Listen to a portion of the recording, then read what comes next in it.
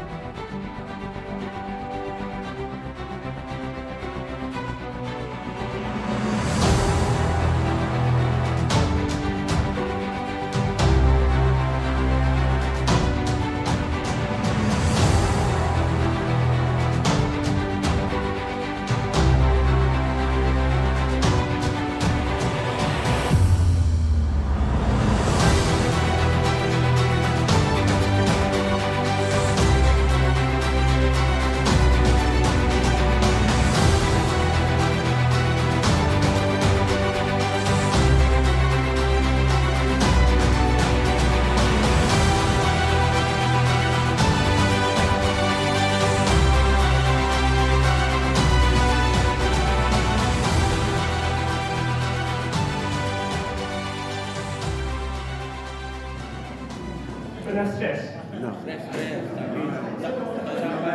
masa-masa dia. Kalau tak pernah stres tu ada problem lah. Pernah jumpa saya tu kalau tak pernah stres. Okay, stres itu adalah normal. So stres adalah tindakan balas emosi, fizikal dan mental akibat perubahan dalam suatu keadaan, okay, yang berlaku dalam kehidupan manusia. So semua manusia pernah melalui stres. Memang kita sebagai manusia hidup ni memang banyak stres. So yang penting kita boleh cara kita cope, cara kita adaptasi dengan stres, cara kita menyelesaikan masalah. Okay, so stres itu adalah normal. So kalau kita stres itu adalah normal. Okay, next slide. Tapi, so individu yang sentimental yang baik, dia memang dia berupaya menangani stres dan cabaran lain yang timbul dalam kehidupan mereka. Okay, itu maksudnya kalau kita sihat dari segi sentimental, kita boleh mampu menangani stres dan cabaran hidup kita. Okay, next slide. Okay, so individu yang punya masalah sentimental mungkin mendapati mereka tidak dapat menangani stres, kesakitan dan masalah lain. So itu kita nak fokus masalah sentimental. Okay, next slide.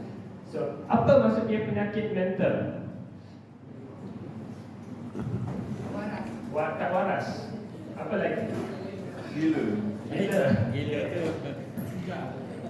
Okay, banyak. Okay, next slide.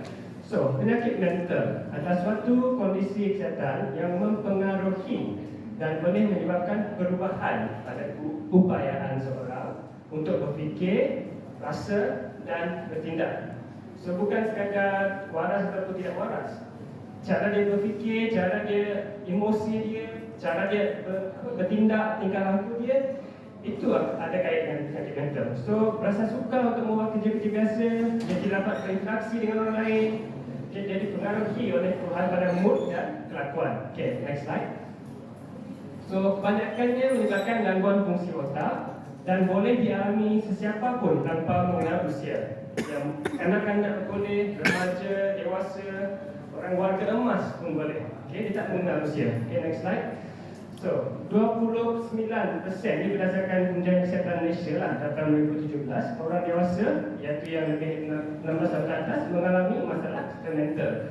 Okay, next slide. Dan seramai 24 individu berumur 60 tahun ke atas mengalami masalah mental. So, agak banyak juga kan, 20%, lebih dari 20%. Dan ini jenis-jenis penyakit mental. Kita ada keresahan, kebimbangan, anxiety, kemurungan, depression, ada dementia, schizophrenia, bipolar, PTSD, insomnia, banyak jenis penyakit mental. Okay, so next slide. So, okay, penyakit mental pun ada banyak sebab dia juga. Dia boleh ada faktor genetik, keturunan, okay, ada gangguan bahagian jinak dalam otak, disebabkan jangkitan atau peradangan otak, ataupun lebih kebanyakannya mereka mempunyai sejarah hidup yang detail. Ya, contohnya ada kehilangan ibu bapa semasa kecil, terlalu banyak mengalami cabaran hidup, dan yang baru-baru ini banjir kan, beberapa minggu yang lepas. Itu adalah satu faktor penyebab penyakit mental dan keadaan sosioekonomi yang rendah. Okay, next slide. Okay, so apa tanda-tanda penyakit mental? So secara umumnya, in general, dia ada, kita bagi dengan tiga. Dia ada gejala fizikal, contohnya dia sakit leher, dia lebah, sesak nafas, pening kepala, dia ada psikologi dari segi emosi, pemikiran, rasa sedih, rasa marah, fikiran yang negatif, dan tingkah laku. Tingkah laku maksudnya dia jadi malas, tak nak bekerja, tidur sepanjang hari, tak nak makan, tak nak jumpa dengan orang. Itu tanda penyakit mental secara umum dia 3 ni. Next slide. So kita mula dulu dengan anxiety. Pernah dengar anxiety? Benar. Anxiety ataupun gangguan kecemasan, keresahan, kebimbangan. So rasa cemas atau anxiety adalah hal yang normal. Kita semua pernah rasa anxious, pernah rasa nervous kan? Sekarang ni saya berdiri depan tuan-tuan perempuan pun rasa anxious, nervous. So anxiety itu normal sebenarnya untuk seorang itu menghadapi situasi ataupun dia mendengar berita yang menimbulkan rasa takut tak khawatir. So anxiety itu normal. Tetapi next slide, bila perasaan cemas ni, resah, bimbang ni dia menetap ataupun memburuk, mengganggu makin teruk sampai dia mengganggu aktiviti-aktiviti harian kita. So keadaan tersebut kita namakan sebagai gangguan kecemasan ataupun anxiety disorder. Dia cemas setiap hari sepanjang masa, rasa takut, rasa cemas sampai tak boleh kerja, tak boleh fokus, tak boleh tidur, tak boleh makan. So itu jadi dia anxiety disorder. So tanda-tanda anxiety, orang tu boleh rasa panik, rasa takut, rasa gugup, gelisah, tegang. Dia jadi peningkatan kerangsangan. Dia nafas dia boleh jadi cepat, denyutan jantung dia meningkat, dia rasa dingin ataupun sejuk, peluh-peluh dekat kaki, tangan dia. Dia berpeluh. Ni banyak yang fizikal. Next slide. So dia mula boleh ganggu masalah dia boleh mendapat masalah tidur. Dia susah mengawal bimbang. Dia bimbang, dia nak hilangkan susah. Sepanjang hari bimbang dia, risau, gelisah, cemas. Dia memikirkan perkara lain selain bimbang. So dia jadi banyak fikir. Dia jadi pening, sakit badan. Semua itu adalah tanda-tanda anxiety. Kadang-kadang no. So sometimes anxiety ni dia datang tiba-tiba. Dia boleh jadi macam panik, serangan panik nama dia. Semua gejala ni dia datang dalam satu masa yang pendek, dia datang tiba-tiba meletup macam tu. Itu nama dia serangan panik. Itu adalah satu jenis gangguan anxiety juga. So itu adalah gangguan anxiety. Next slide. Dan sekarang ni depression. Pernah dengar kemurungan, depression? Tahu maksudnya depression? Banyak sekarang ni. Setelah COVID kan, banyak PKP banyak betul. Waktu PKP, depression atau kemurungan. So waktu banyak cuba membunuh diri. Ya betul. Tahu maksud kemurungan, depression? So dia bukan sekadar merasa sedih. Maksud dia kita hari ni rasa sedih, esok kita okey, itu bukan depression. So dia berterusan, betul. Dia sekurang-kurangnya 2 minggu. Kalau doktor nak diagnose seorang pesakit itu depression, dia sekurang-kurangnya perlu 2 minggu. Dia sedih berterusan 2 minggu. Selain sedih itu dia ada juga tanda-tanda lain. So contohnya dia rasa sedih ataupun dia rasa kekosongan, rasa kosong, hidup ni kosong, tak ada makna, tak ada erti. Dan dia hilang minat atau keseronokan dalam hobi atau aktiviti yang biasanya seronok. Sebelum ni dia jumpa cucu dia rasa gembira, makan-makan sama keluarga dia rasa happy. So bila dia depressed, dia murung, jumpa cucu pun tak rasa happy, tak rasa dia rasa sedih je. Jumpa keluarga, makan dengan keluarga pun dia tak ada rasa kenikmatan lagi dalam hidup ni. Itu maksud dia. Dan dia rasa bersalah, dia rasa tidak guna, dia rasa menyusahkan orang lain. Saya ni dah tua, sakit, menyusahkan anak-anak saya. Itu adalah tanda-tanda kemurungan. Next slide. Dia akan jadi kurang daya tempuan, dia susah nak fokus sampai dia sering lupa. Dia tak dapat fokus, dia sering lupa, dia tak ingat. Dia pun mulai dapat gangguan tidur. Sampai nak tidur malam tu susah, ataupun tengah malam tu dia sering bangun tengah malam. Ada juga yang sepanjang hari tidur je. Selain daripada tidur, makan dia pun jadi ganggu. Dia hilang selera makan, ada turun berat badan. Tapi sebaliknya pun boleh jadi juga. Ada orang yang dia rasa sedih kerana stres, dia makan banyak. Itu masih jadi juga. So, kalau ada perubahan dari segi kebiasaan tidur atau makan, itu kemungkinan tanda-tanda kemurungan. Dua dah tak makan ataupun makan banyak. Betul. Ada kurang makan ataupun makan banyak. Dan yang tanda-tanda yang serius yang kita sekarang ni dia rasa lebih baik mati. So dia rasa sangat bersalah, tak guna, dia kata lebih baik saya mati. Okay. So tak semestinya dia nak bunuh diri. Mungkin just fikiran ataupun keinginan untuk mati, itu mungkin tanda-tanda depression. Tapi kalau dia dah jadi tahap yang serius, mungkin dia ada idea nak bunuh diri, ataupun dia dah fikir cara nak bunuh diri, ataupun dia pernah cuba untuk bunuh diri. Okay, so just saya nak tekankan kat sini, fikiran-fikiran ni dia bukan maksud dia awak ni berdosa ataupun salah. Okay? Kalau kita dah fikiran macam ni, tak apa. Tak apa.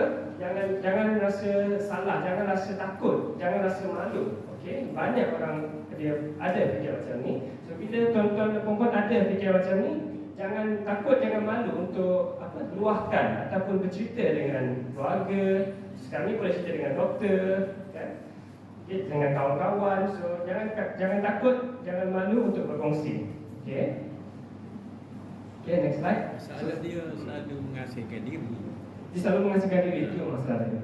So dia mengasihkan diri itu juga, itu mungkin tanda-tanda kemurungan depression juga.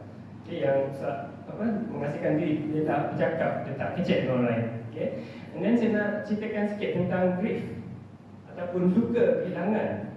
Okay, so maksud dia kehilangan tu, dia kehilangan seseorang, contohnya kematian seseorang, ataupun hilang harta benda. Contoh mati itu dia hilang rumah, kereta contohnya, ataupun anggota badan, dia aksiden ataupun dia kena potong kaki sebab diabetes. Itu adalah kehilangan. Kehilangan ni boleh menyebabkan duka, grief nama dia. Okay, so duka ni sama dengan stres, adalah satu proses atau reaksi yang normal. So siapa-siapa manusia yang mengalami kehilangan, dia akan berduka. Betul kan? So kita akan rasa sedih, itu adalah proses yang normal. Tetapi kadang-kadang duka ni dia berpanjangan ataupun dia menjadi teruk sampai dia sama seperti kemurungan. Itu mungkin dah jadi serius. Okay, next slide. Okay, sekarang ni dementia. Pernah dengar dementia? Nyanyo. So nyanyo, okay, ni dementia ini, dia sejenis penyakit otak yang progresif. Progresif maksud dia makin lama dia akan makin teruk. Okay, so dia menyebabkan penurunan dalam menjalankan aktiviti harian. Maksud dia, sebelum orang itu kena dementia, dia boleh memasak, okay, dia boleh mandi sendiri, pakai pakaian sendiri. Setelah dia dapat dementia ni, dia dah tak boleh dah. Masak tak boleh, mandi sendiri pun tak boleh, dia pakai baju sendiri pun tak boleh, sampai dia memerlukan penjagaan masa yang panjang. Itu maksud dia dementia. Okay, next slide. So dementia ada banyak penyebab dia. Dia boleh ada faktor genetik, keturunan, ada peningkatan usia juga. So setelah usia 65 tahun, memang risiko untuk dapat dementia itu semakin tinggi. So setiap 5 tahun setelah 65 tahun tu, risiko kita untuk dapat dementia itu makin meningkat. Dalam usia doktor, usia berapakah yang biasa bermulanya dementia? Dia ada kebiasaan dia 60, risiko dia dah naik dah. Tapi setiap 5 tahun selepas 60 tahun tu, faktor-faktor dia, risiko dia semakin meningkat. So pada 85 tahun dan lebih 20% orang yang 85 tahun ke atas akan mengalami dementia. Ada ubat ke? Okay, ubat tu Karet. Sesi lain. Tapi kita sesi dulu dementia. So dia ada penyebab dia. Okay, so daripada faktor genetik usia, penyebab lain contohnya masalah tekanan darah, kencing manis, penyakit jantung ataupun kolesterol yang tak terkawal. Itu pun boleh menyebabkan risiko untuk dapat dementia itu meningkat. Okay, ataupun penyakit stroke contohnya, ataupun penyakit Parkinson. Okay, next slide. So tanda-tanda dia akan hilang daya ingatan, sering lupa nama dia, masalah dengan aktiviti seharian, dia tak boleh masak, dia lupa macam mana masak, dia tak lupa macam mana mandi, lupa cara nak pakai pakaian.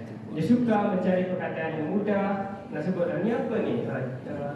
Dia lupa jam, dia lupa, dia nak cari jam tu lama.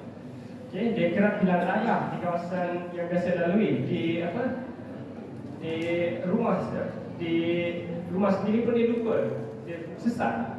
Okay, next slide. So dia kerap tertinggal ataupun hilang barang, ada perubahan emosi yang bersebab dia sering merasa sedih tiba-tiba, merasa marah. Okay, dan mungkin ada perubahan tingkah laku ataupun pergerakan dia. Maksud dia sebelum ni dia ni orang yang beramah, tapi sekarang ni dia menjadi yang tak sabar, selalu marah anak-anak.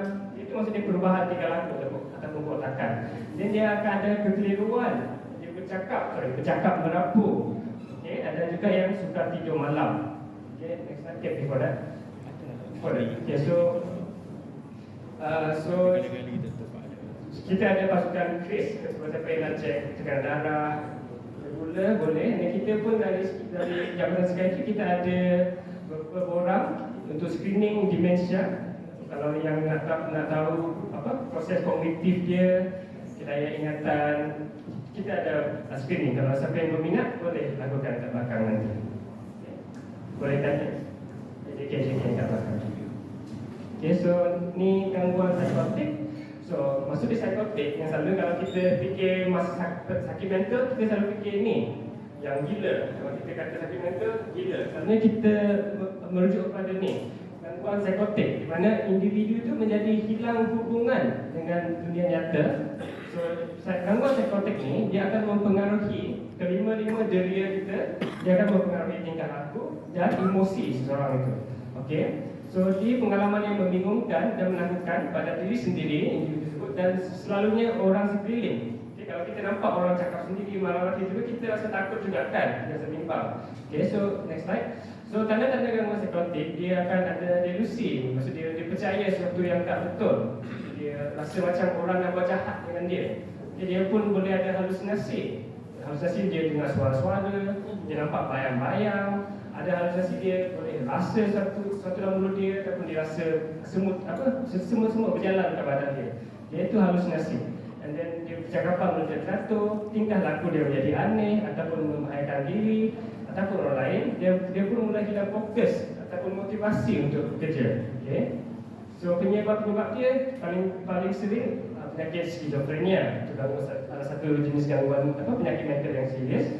Secara bipolar. Penyakit demensia juga boleh menyebabkan gangguan psikotik. Salah guna dadah, arak, ada ubat-ubat yang tertentu termasuk suplemen. So kalau kita beli suplemen dan online data, kita kena hati-hati juga kan. Okay. So sampai dia pun ada risiko untuk menyebabkan penyakit gangguan psikotik ini. Penyakit yang teruk, kanser otak itu semua boleh menyebabkan gangguan psikotik. Okay. Yang saya terakhir sekali, insomnia, gangguan tidur. Tuan-tuan dan puan sekarang ni ada masalah tidur? Ada. Dah tengah malam susah tidur balik. Kita bangun tengah malam susah tidur balik. Itu okey. So suka jatuh tidur, sering terbangun tengah malam. Lepas bangun tengah malam nak tidur balik itu susah. Betul? Okay. Pada siang hari itu dia mula rasa letih, mengantuk, hilang tumpuan. Betul tak? Okay. So next slide. So penyebab dia. Proses berdoa sendiri itu boleh menyebabkan gangguan tidur. Kita dalam otak ni, otak manusia ni kita ada jam. Dia jam dalam otak kita. Dia jam badan kita. So kena kecil je bagi. semakin kita berusia, jam tu semakin rosak macam hilang bateri. Betul. So dia fungsi jam tu dia nak detect cahaya. Kalau dia mata saya nampak cahaya tu, maksudnya ni siang. So sekarang ni masa untuk kita bangun. Lepas tu cahaya mata kita terbenam, dah gelap. Otak kita akan tahu sekarang ni malam, masanya untuk kita tidur. Tapi bila kita dah berusia, proses tu dia rosak sikit. Dia jadi Sebenarnya gangguan itu sebab bangun dah kecil. betul juga, dia perubahan hormon. Dia ada hormon antidiuretik ni. So ada hormon antidiuretik ni, dia fungsi dia untuk menahan kita daripada kencing. So kita tak rasa nak kencing. So bila kita dah berusia, dia ada perubahan hormon ni. So kita bangun tengah malam sebab kita nak kencing. Terutama orang DM, diabetes. Betul. Kalau kita ada diabetes. Okay, so next slide. Selain pada itu, keadaan fizikal juga. Nah, balik lagi kepada fizikal. Kencing manis, darah tinggi, masalah jantung, artritis tahu macam gout. Itu boleh menyebabkan gangguan tidur. So sekiranya dia tak kawal ataupun tak terawat, dia boleh mengganggu dari segi tidur. Masalah-masalah penyakit mental pun boleh mengganggu tidur kita. Contoh demensia, kemurungan, anxiety, kalau tak terawat, memang orang tu dia akan terganggu tidur dia. Okay? Orang kaya, tapi boleh stres dan boleh juga, betul. Tadi slide awal saya ke tadi, satu faktor risiko untuk penyakit mental, mendapat penyakit mental adalah sosioekonomi rendah. Tapi tak semestinya orang miskin saja yang dapat penyakit mental, tak. Orang kaya pun boleh juga. Okay, so hidup ni orang-orang tu stres dia berbeza. Bukan semua orang stres sama. Dan setiap orang tu, setiap individu tu stressful, macam mana kata stressful lah. Level, tahap dia. Ada orang stres kecil, dia mula stres. Contohnya dia hilang kunci kereta, dah satu hari dia tak boleh tidur. Ada orang tu dia kena stres yang besar, hilang kereta, baru dia tak boleh tidur malam. So orang individu berbeza, cara dia stres dia berbeza, cara dia nak menangani stres dia pun berbeza juga. So mungkin orang tu dia stres dia mungkin stres yang besar, kita tak tahu stres dia apa. Mungkin ada masalah dekat company dia ke, masalah dengan anak dia ke, ataupun dia boleh stres yang berkumpul. Macam mungkin stres kecil je, okay, tak apa, kita simpan. Ada stres kecil lagi, simpan, tak apa. Ada stres lagi, simpan. Tak jadi banyak. Simpan, makin banyak, kita dapat handle. Itu pun boleh juga. So macam tu lah.